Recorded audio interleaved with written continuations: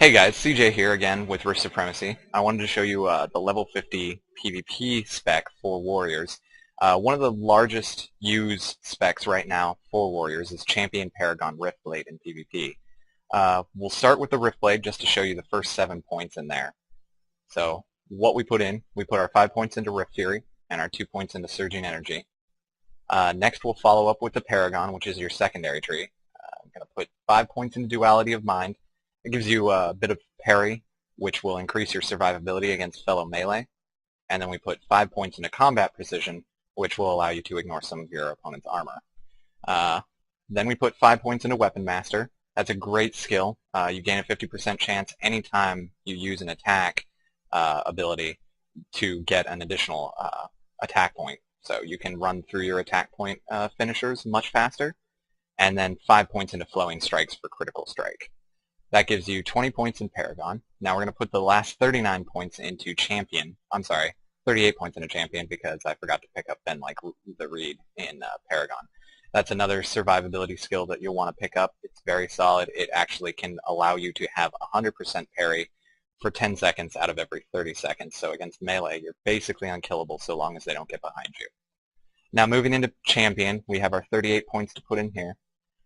It's actually been found that Take No Prisoners will end up allowing you to deal more damage than picking up Titan Strength due to the fact that Dexterity has a larger return than Strength does for Warriors in PvP.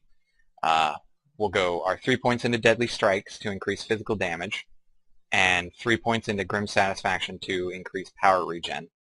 And then we'll need 4 points in Cruel Efficiency for some hit rating.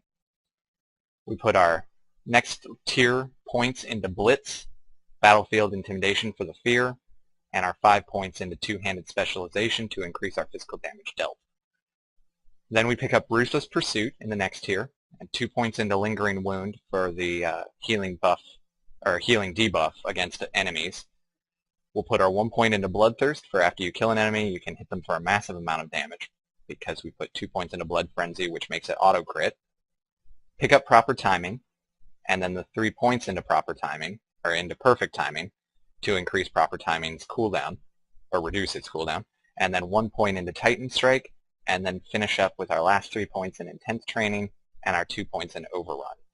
This spec basically allows you to do a massive amount of damage in a short amount of time, and increases your mobility and survivability. Warriors at level 50 in PvP currently are more of a run-in, kill as much as possible, die, res, and do it again.